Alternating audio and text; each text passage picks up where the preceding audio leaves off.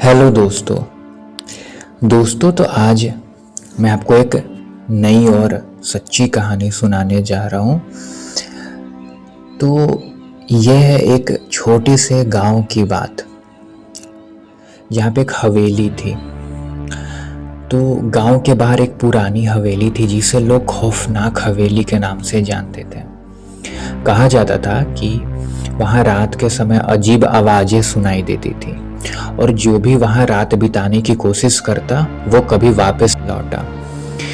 गांव के लोग उस हवेली से दूर रहते थे, लेकिन एक दिन एक युवक रोहित ने तय किया कि वह उस हवेली की सच्चाई जानने जाएगा। रोहित एक साहसी और जिज्ञासु लड़का था। उसने अपने दोस्तों से कहा, मैं आज रात हवेली जाऊंगा। उसके दोस्तों ने उसे समझाया, वहां मत जाओ, लोग कहते हैं कि वहां भूत है। लेकिन रोहित ने उनकी बातों पर ध्यान नहीं दिया और रात के अंधेरे में हवेली की ओर चल पड़ा। हवेली के पास पहुंचते ही उसे एक अजीब सी ठंडक महसूस हुई। दरवाजा खटखटाने पर वह खुल गया। अंदर जाते ही उसने देखा सब कुछ धूल से भरा हुआ था।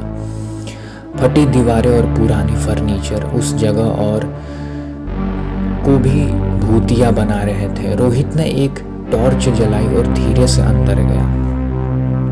जैसे ही वह पहली मंजिल पर पहुंचा, उसने एक धीमी सी रोने की आवाज सुनी। वह डरते हुए आवाज की ओर बढ़ा। एक कमरे में उसने देखा कि एक युवती जो सफेद साड़ी पहने हुए थी दीवार के कोने में बैठी थी। उसकी आंखें सूनी थी और वो निराश लग रही थी। रोहित ने हिम्मत जुटाकर पूछा, क्या आप ठीक हैं? युवती ने धीरे से सिर उठाया और कहा, मैं यहाँ तड़प रही हूँ, मेरी आत्मा को शांति नहीं मिली। उसने बताया कि साल पहले वह यहाँ अपने प्रेमी के साथ आई थी, लेकिन एक भयानक दुर्घटना में उसकी मौत हो गई। उसका प्रेमी उस दिन से गायब हो गया और वह अपनी आत्मा को शांति देने के लिए उसका इंतज़ार कर रही थी। रोहित को उसकी कहानी सुनकर दुख हुआ। उसने कहा, आपको अपने प्रेमी की तलाश करनी चाहिए। आपकी आत्मा को तब तक शांति नहीं मिलेगी जब तक आप उसे नहीं ढूंढते। युवती ने उसकी बातें पर सहमति जताई और एक हल्की सी मुस्कान दी। तभी हवेली के चारों ओर अजीब आवाजें गूंजने लगी। रोहित ने समझा कि अब उसे वहां से जाना चाहिए।